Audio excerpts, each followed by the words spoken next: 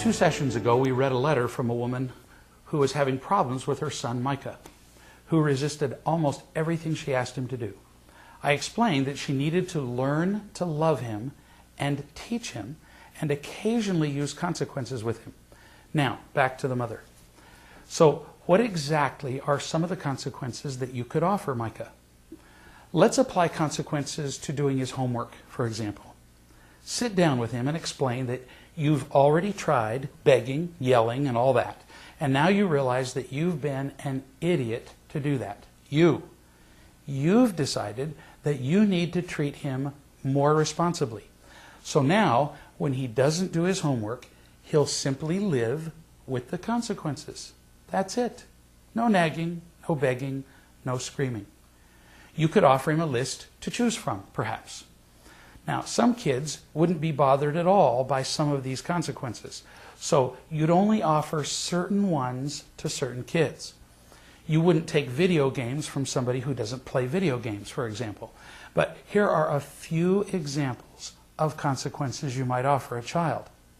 First, if he doesn't have time to do his homework, then it's obvious that he doesn't have time to do anything that resembles play either. No computer or television or iPod or anything else for, say, 2 days. Another consequence might be that if he doesn't do his homework, then you assign additional household chores for him to do, chores that he doesn't like. Another consequence might be that if he doesn't do his homework, then he'll miss some event that's important to him. Baseball practice, a movie night with the family, whatever. Whatever consequence is set, once you set it, you cannot vary from it. You have to let the consequence teach, and it will.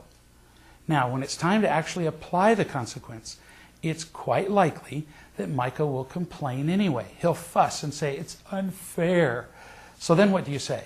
Oh, this part is easy. Actually, it can be kind of fun. Tell him to do a mental exercise with you. Tell him that you and he will go down to Walmart, and he can pick out anything he wants. Candy, toys, athletic equipment, whatever. He can fill up a cart with his heart's desire. But then, when he gets to the checkout counter, tell him to imagine what would happen if he fell down on the floor and had a big fit where he screamed, "It's not fair. It's just not fair. I don't want to pay for it." Ask him what the clerk would say if he did that. She'd think he was absolutely ridiculous, wouldn't she? She might even laugh at him. The point is, you can take anything you want off the shelves, but then you have to pay for it. It's that simple at Walmart. And that's how it works at home and in life. Tell him you can make any decision you want.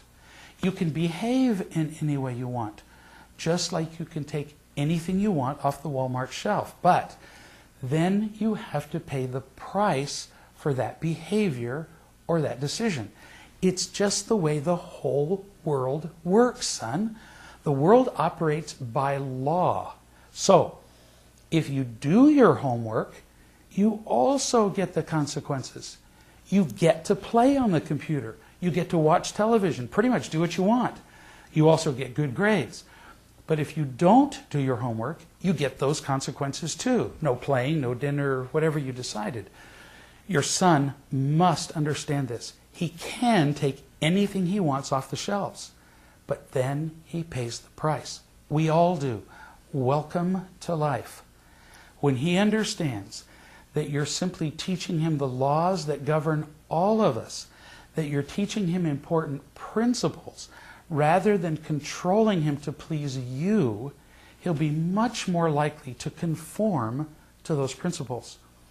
Whatever you do, though, always remember to love him, because it's always about real love.